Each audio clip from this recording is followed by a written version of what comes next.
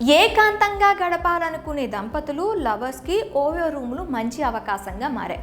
అదే సమయంలో ఇవి కొన్ని నేరాలకు కేంద్ర బిందువులుగా మారుతున్నాయి. తాజాగా శంషాబాద్లోని ఓ ఓయో హోటల్ నిర్వాహకుడు గదిలో సీక్రెట్ కెమెరా పెట్టి అక్కడకు వచ్చిన వారు ఏకాంతంగా గడిపిన సమయాన్ని రికార్డ్ చేసి ఆ తర్వాత బెదిరింపులకు పాల్పడ్డ సంగతి తెలిసిందే.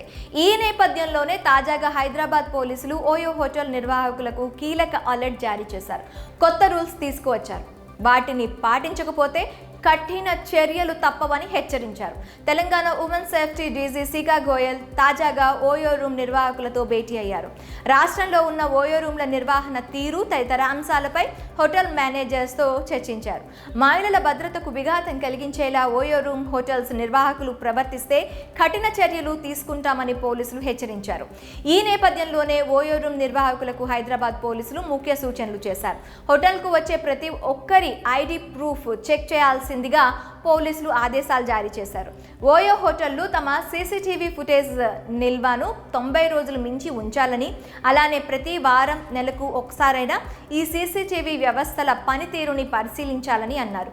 ఓయో హోటల్ గదులు, రిసెప్షన్ ప్రాంతాల్లో అత్యవసర టెలిఫోన్ నెంబర్లు అందుబాటులో ఉంచాలని సూచించారు. హోటల్ సిబ్బందికి మహిళా భద్రతకు సంబంధించిన విధానాలపై శిక్షణ ఇప్పించాలని, ఓయో హోటళ్లు మహిళా అతిథులకు ప్రత్యేక భద్రతా సదుపాయాలు అందించాలని అన్నారు.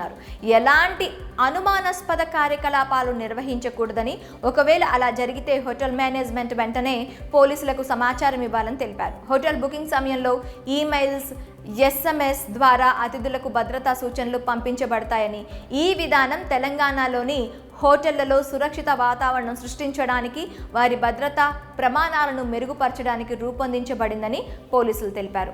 మహిళా భద్రతా విభాగం స్థానిక పోలీస్ అధికారులతో కలిసి ఈ మార్గదర్శకాల అమలు సమీక్ష చేయడానికి పనిచేస్తుందని అన్నారు.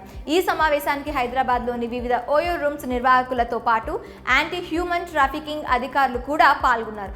ఇకపై నగరంలోని ఓయో హోటల్ నిర్వాహకులు ఖచ్చితంగా ఈ నిబంధనలు పాటించాలని, లేదంటే కఠిన చర్యలు తప్పవని హెచ్చరించారు.